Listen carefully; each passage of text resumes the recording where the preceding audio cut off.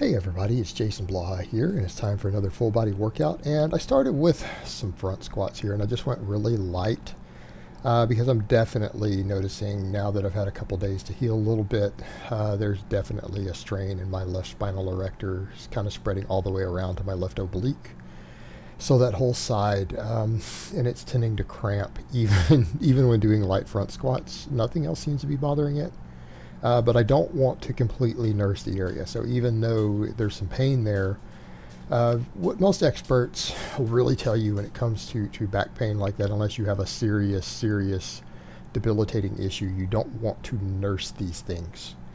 Because if you nurse them, it's going to weaken, it's going to get worse. So you need to put some load on it still and assess it. Just, again, be aware of pain and anything that means you might need immediate medical care. Which I'm paying attention to all those signs. But I don't feel that it's disc related. It does seem to be muscular related. And I had this happen before when I was doing a lot of deadlifting through a certain phase, and I actually had my back checked and I didn't have any herniated disc or anything like that. And I had this pain in the same area before when I was doing a lot of high volume deadlifting a couple years back.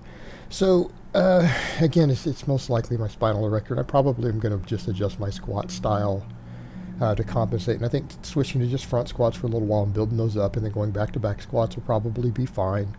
As far as just taking a little bit of stress on that area, maybe rebuilding my squat slightly different to prevent this from happening again. So that's what I'm going to do with it, and I'm going to build the front squat up, work on my core a little bit, work on some stretches and everything for that region.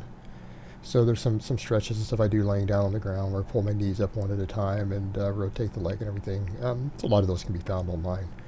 So I'm just going to work on all of that, let it heal. I probably needed a deload for my lower body at this point. I haven't taken one, probably past due.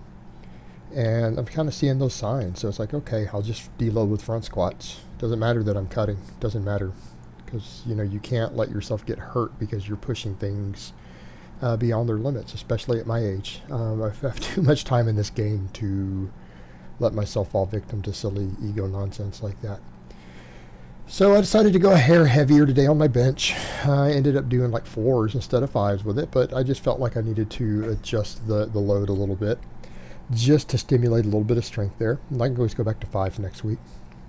I just wanted a slightly heavier day on bench. I don't think that's a bad thing to adjust 10 pounds here and there, lose a rep, go back and forth, just for a little bit of slightly different stimulation.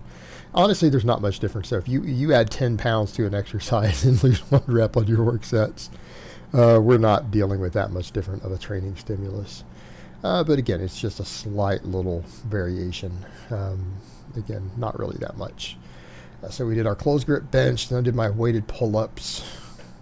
You guys are going to notice, man, all these bodybuilders ask me, you're going to see it on my face pulls, like, what do you do for your calves? You guys see my training. What do you mean, what do I do for my calves? Exactly what you see in these training videos, and I didn't do anything several years ago that was more intensive on my calves than the stuff I do now, right? That's when I did more volume on my squatting, I guess. Do 10 sets of 3 on your squats. I don't know. It's genetics, guys. Just like a lot of these guys you see who have these amazing arms, and then people say silly stuff like, oh man, what sort of curls do you do? Like they know some sort of magical curl that gave them those bicep peaks. People are absurd. They're totally insane with these ideas. They really are, that people's genetic gifts are something that they trained for. They lifted weights. If you lift, your genetic strong points are going to come out. If you are genetically gifted in the calves, let me explain how this works. If you're genetically gifted in the calves and you squat, your calves are going to look like mine. That's it. If you're genetically gifted in the biceps and you do some lat pull downs and some sort of curl every now and then, your biceps are going to look like that dude with those amazing arms. That's the reality of people who have whatever your genetic gifts happen to be. Your genetically blessed areas are going to look fantastic from anything that you do.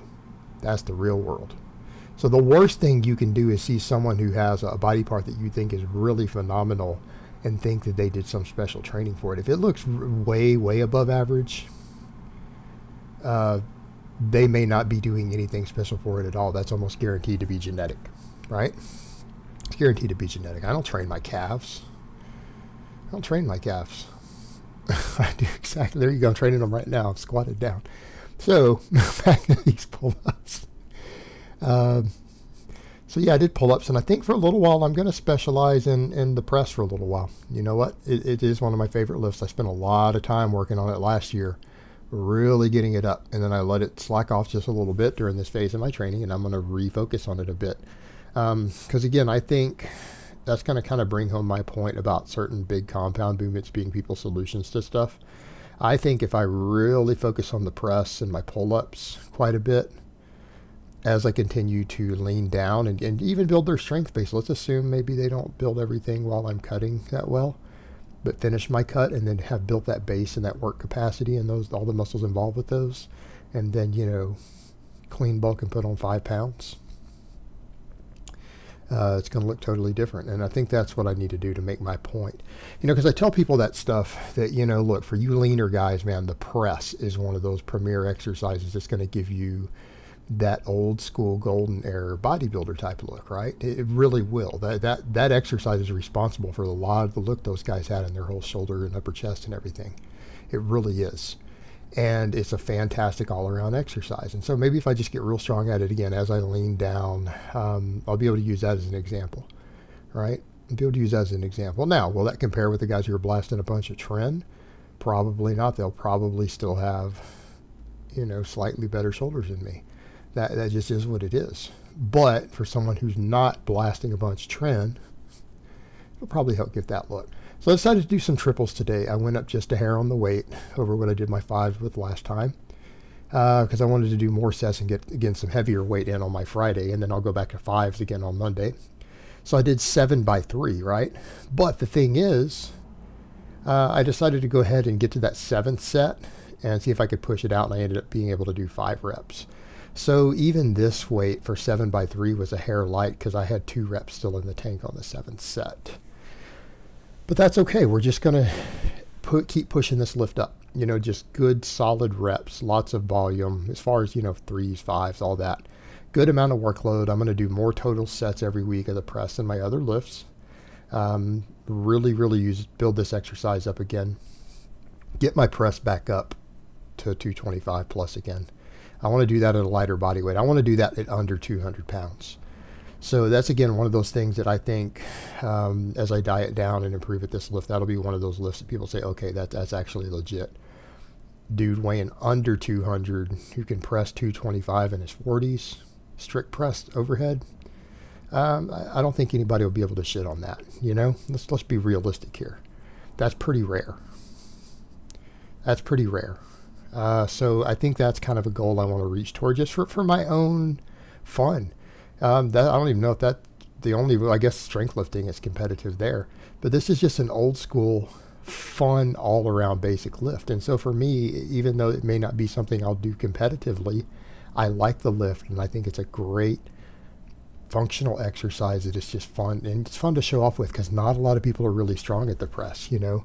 Like if you were to ask me, man, what exercises would you want to just be brutally strong at if you could only pick a couple? The press and the deadlift, you know. They're such primal lifts, and they're manly, and they're just about all around strength, you know. They're all around strength, you know, and they're built from a dead stop if done correctly. They're hard. They're hard lifts, but they're awesome lifts. They're really awesome. So yeah, I ended up getting 5 on that last set.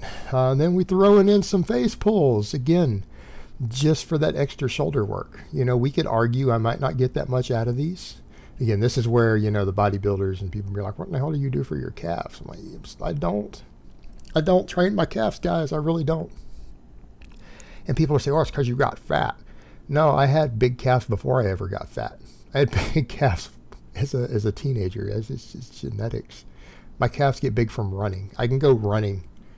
When I was doing distance running, my calves grew from it. They probably gained at least an inch, and they were all veiny and stuff like they are now, just from being a distance runner. Like when I would get up and run at least 5 miles every morning, many years ago, before I got into lifting, they look like that also, guys. It's just genetics. So I don't have any magic calf secrets. I would say if your calf's suck and you want to bring them up, then you probably need to train the hell out of them. That's what you need to do. Alright guys, but that's really all I have to say on that today. I hope it's been informative, and I will talk to you guys next time.